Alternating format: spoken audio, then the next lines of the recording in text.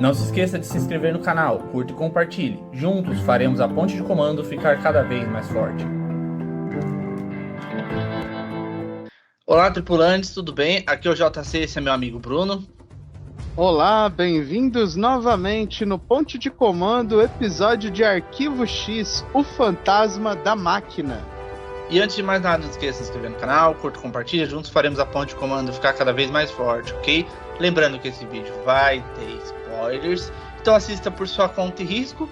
Caso já tenha assistido o episódio, pode ficar por aqui. Caso não tenha assistido, vai lá, assiste. Ou fica aqui também, de novo, por sua conta e risco, ok? Lembrando que toda a opinião aqui é minha, do Bruno. Você pode deixar a sua embaixo nos comentários também, sempre com respeito, ok? Brunão, qual que é a sinopse do episódio de hoje? Bom, o fantasma da máquina, ele começa já com uma discussão entre dois sócios de uma empresa de automação e tecnologia, né? Tanto para prédios como para defesa, né? Pelo que fica claro no episódio. E, de repente, o presidente desta empresa, ele é assassinado pelo próprio sistema automático do prédio.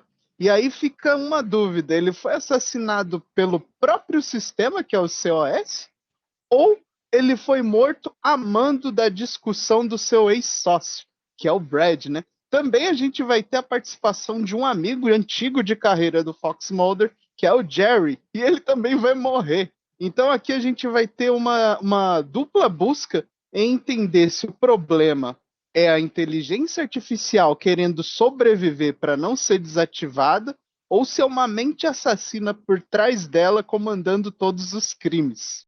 Library computer, data being received. É o segundo episódio consecutivo aqui no canal que a gente fala sobre um computador pirado.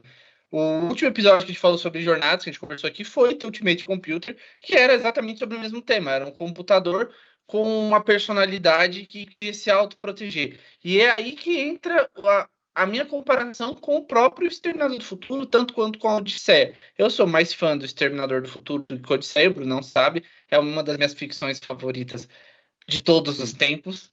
E o Exterminador do Futuro ele tem basicamente essa mesma premissa. Um supercomputador criado para a defesa que entende que os humanos são a ameaça. E ele se defende dos humanos tentando exterminá-los.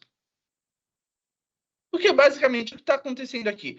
A diferença... O HAL 9000 também, né? O HAL 9000 também. A diferença do que acontece aqui é que fica meio, talvez, subentendido que esse computador não fez isso sozinho. Como a gente vai ver durante o episódio. Embora o episódio ele lance pra gente que esse computador ele é uma máquina assassina, o episódio, ao mesmo tempo, deixa subentendido que talvez alguém tenha modificado alguma coisa nesse computador, muito provavelmente o governo. Experimentar. Exatamente. O próprio criador do computador fala que ele não criou um computador com vocalização. Não tinha alto-falantes naquela máquina. E apesar de nós vermos que é uma máquina muito avançada, ela não tem capacidade de criar alto-falante sozinha. Alguém colocou nela. Alguém colocou. Ele mesmo fala, eu não te criei com sintetizador de voz. Porque é um ponto de vista, assim, que tem seus prós e contras. A gente pode imaginar que ele estava só falando que ela não foi criada para copiar a voz dele, porque durante o episódio a gente entende que ela copia a voz do próprio criador. O que é Sim. também um questionamento bastante interessante, sabe? Eu confesso que eu gostei. Tem algumas coisas no episódio que eu não curti muito. Eu acho que tem uma barriga no episódio que ela é um pouco extensa. Ele é um episódio um pouco grande demais, sabe? Chega um pouco mais pro final, ele começa a ficar um pouquinho cansativo, porque é só a Scully e o Mulder subindo escada no escuro, lutando Quase contra sendo uma engolido máquina. pelo Não tem ventilador, né? Exatamente, não tem vilão físico. Mas, de qualquer forma, isso é só um pequeno detalhe que não muda o fato de que o episódio é realmente um episódio bom. Porém, eu acho que eu li alguma matéria em algum canto que nem os próprios diretores e roteiristas gostaram muito desse episódio. Eles falaram que para eles era o episódio mais fraco da temporada. O que é interessante porque a gente comentou aqui que os americanos em geral não gostam do episódio do pé grande. que é o episódio da Selvagem na Floresta. Eles acham que aquele é o episódio mais fraco da primeira temporada de Arquivo X, mas os criadores consideram esse aqui. Brunão, suas impressões gerais sobre o começo do episódio? Olha, eu acho que é o seguinte, não diria tanto do começo, eu acho que ele começa bem, né, com essa premissa do assassinato, da gente conhecer o Jerry, mas eu acho que a história ela ganha um peso muito interessante quanto aos personagens Mulder e Scully, quando o Jerry morre. Porque aí a gente vê que a Scully ela fala pro Mulder o seguinte: eu não sei porque você está investigando, você está aí no processo de luto, você trabalhou com o cara há vários anos, você está afetado. E o Mulder ele não quer acusar o Brad, o criador do COS, de cara, porque ele não acredita que foi ele que matou. Quando ele vê as filmagens e a reação do Brad lá na sala do COS, quando o Brad cai do elevador, ele entende que não foi ele. E ele é o único que acredita nisso.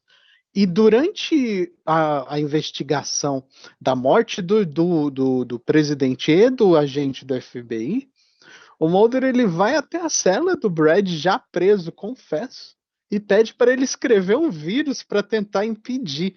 Então aqui foi uma coisa que foi diferente, foi justamente essa questão de eles tentar enfrentar o monstro. Não é só descobrir o monstro, aqui eles tentam enfrentá-lo.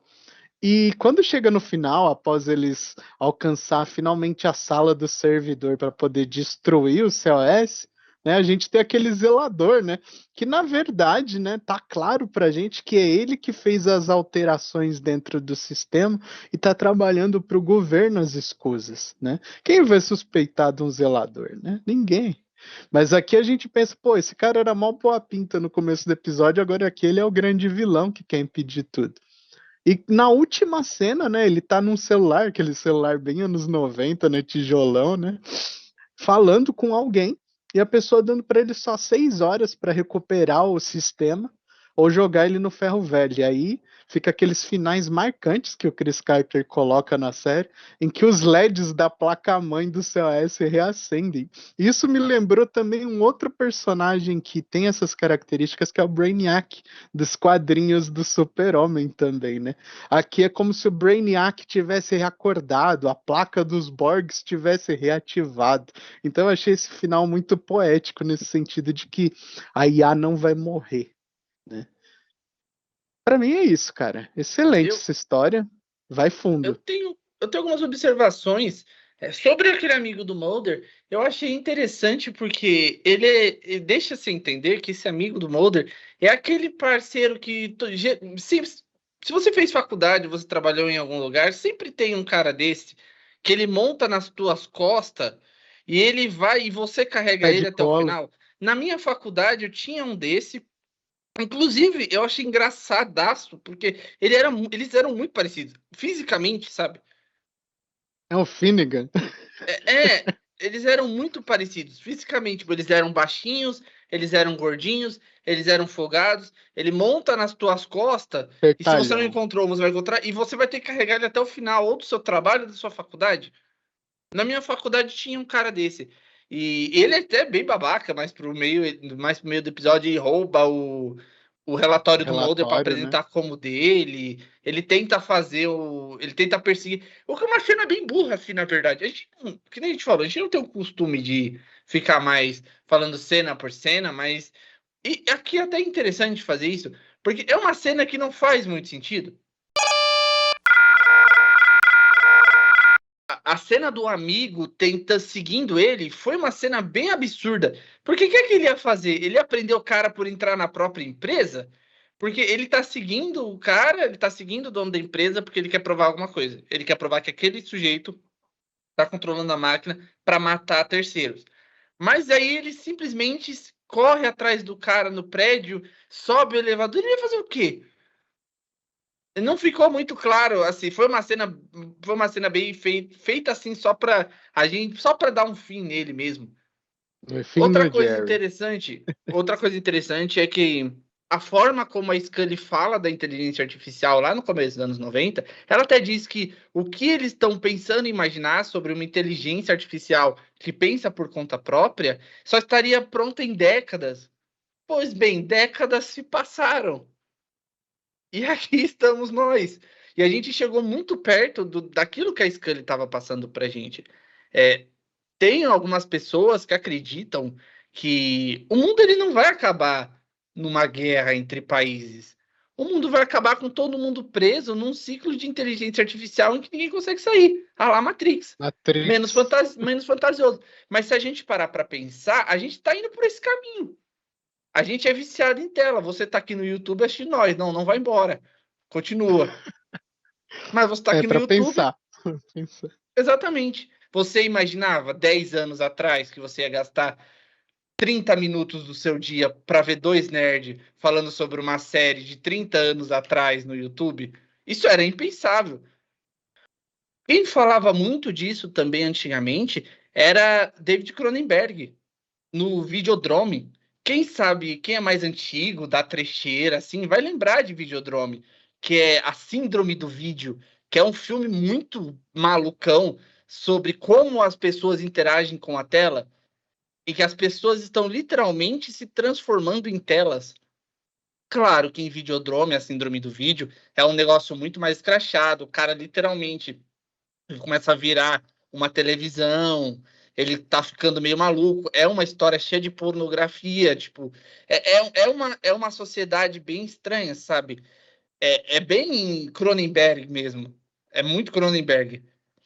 Mas se a gente for parar para pensar, esse é um tema que ele não morre. E a gente está sempre caminhando cada vez mais pro ápice disso. Eu não acho que aquele computador vai voltar. Eu nem lembro se ele volta em Arquivo X, eu acho que não. Eu sei que o personagem do Zelador volta mais pra frente, mas o computador eu acho que não. Mas mesmo assim, é um episódio que ele te entrega muito mais coisa pra pensar do que a princípio você imaginaria. Você concorda comigo, Bruno? Concordo, isso me lembra aquele livro famoso, né, também que prevê muito dessa questão do comportamento social com inteligência artificial e telas, que é o livro da Aldous Huxley, né, 1984, né, em que as pessoas elas são cuidadas por sistemas, né, não por outras pessoas, nem até o próprio governo ele é controlado por um sistema que eles chamam de grande irmão, né?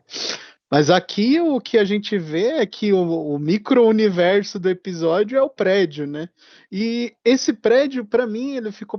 O vilão não é só o próprio sistema do COS, mas o prédio em si é a armadilha, é a arma dele. Os elevadores, as portas, né? Quando a gente vê eles tentando subir as escadas e o sistema apaga as luzes, eletrifica as maçanetas automáticas. Essa cena em que o Mulder ele fala para isso que ele não encosta na maçaneta, que eu não quero cometer o mesmo erro dele. E aí ele pega uma luva de eletricista, né, com uma chave de fenda e dá aquele curto-circuito na porta. Eu falei, gente, o prédio virou o vilão. E isso para mim é muito inovador. Apesar de todo o episódio ser gravado em ambientes fechados, né? Que isso daí foi gravado lá em British Columbia, né? Lá no Canadá, né? E eles usaram um prédio que é inclusive do sistema de serviço de inteligência do Canadá. E é um prédio enorme, né? Então, assim, é diferente. Não é igual você ver um episódio de Arquivo X que tá no meio de numa floresta escura, com névoa, né? Com luzes alienígenas. Não, aqui a coisa é outro sabor. Cara, profundidade enorme nessa história, né? Se a gente for aqui pensar em tudo que dá para arrancar do que eles escreveram aqui, eu achei que isso foi muito à frente do tempo, né? Acho que ele traz muitas coisas que hoje em dia fala conosco, né? E o que prova que Arquivo X, apesar dos anos, envelheceu muito bem, né? Exatamente. No contexto geral, é um episódio bastante legal. Acho que a gente falou bastante sobre ele. Acho que não tem muito mais o que a gente possa dizer. A gente, como eu disse anteriormente, a gente não explana mais a história igual a gente fazia antigamente. Quem sabe em um episódio futuro a gente possa voltar aos velhos tempos, ver detalhe por detalhe, igual a gente fazia nos primeiros vídeos de canal. Mas por enquanto a gente está fazendo desse jeito e eu acho que vocês compreenderam o tipo de episódio que ele é. Uma última coisa é que eu achei bem bizarro. É um episódio legal, claro, mas você tem que assistir com suspensão de descrença. Assista, No né? final das contas, a forma de se derrotar o supercomputador do mal poderoso, máquina mais poderosa da Terra naquele tempo, é usando um disquete. É o dispositivo da época, né? O dispositivo da época, um disquete. Talvez a máquina não fosse tão poderosa assim, né? É, Mas O que também é um ponto de vista a se considerar. Apesar da máquina ser um problemaço, ela não parece ultrapassar muitas fronteiras do próprio prédio, exceto quando ela tenta invadir o computador da Scully pela linha telefônica. Era uma Mas se conexão você de for parar para AWAP até, pensar, né? mas se você for parar para pensar que em 1993 não existia tantas coisas como digitalizadas quanto existe hoje, quase nada era digitalizado, tudo era praticamente manual, então talvez ela não fosse uma ameaça muito grande. É só que, claro, ela representa uma ameaça dentro do próprio contexto da série. E isso Do por si já é FBI em si, problemático. né? Outra coisa a se considerar é que o Garganta Profunda lá, ele aparece de novo. Ele É, parece, verdade. ele parece bem bravo, porque o Mulder aparentemente tirou ele da cama. Ele não curtiu muito ter sido colocado nessa história. Porque a gente falou lá atrás que isso se torna parte da mitologia a partir do momento em que o Departamento de Defesa entra na jogada porque eles querem esse computador. Ah, é Galerinha, verdade. Tem esse galerinha, ponto. O desse Departamento de ponto. Defesa sumiu com o preso, né? Com o Brad, né? Exatamente. Ele desapareceu, né? O Mulder foi tentar investigar onde ele tá e ele não consegue mais. Ou seja, eles pegaram ele pra trabalhar pra eles. Exatamente. O que não é uma coisa tão incomum nos Estados Unidos, tá, galera? Às vezes, nos Estados Unidos, existem algumas políticas de recrutamento de pessoas que sejam de valia para o governo. Isso vem desde lá, depois da Segunda Guerra Mundial, da Operação Clipe de Papel. A Operação Clipe de Papel, ela foi exatamente isso. Eles usavam prisioneiros de guerra da Segunda Guerra, principalmente cientistas alemães, para trabalharem para eles. Isso aí não é coisa de ficção, não. Isso daí o próprio governo já falou que eles faziam isso. Isso aí foi admitido. E na ficção científica, na cultura pop, isso foi muito adaptado. Então, por exemplo, se você é um cara que manja muito de informática, você vai preso, grandes são as chances de que, se o governo americano precisar do seu serviço, ele vai atrás de você. Você Ou só do dificilmente que vai ficar você livre dele. fez. Igual no caso do Tesla, né? Ou só do que você Exatamente, fez. exatamente. Mas é isso. Brunão, tem algo mais a acrescentar ou quer se despedir dos nossos amigos? Bom, o formato dos nossos vídeos, como você comentou, eles são um convite a você ter a experiência de ir lá e assistir. Espero que vocês gostem do que vocês têm acompanhado conosco, tanto de Jornada nas Estrelas quanto aqui na playlist de Arquivo X. Muito obrigado. Bom, pessoal, é isso. Espero que vocês tenham gostado. Curta, comenta, compartilha e até semana que vem com mais um episódio de X-Files. Até mais.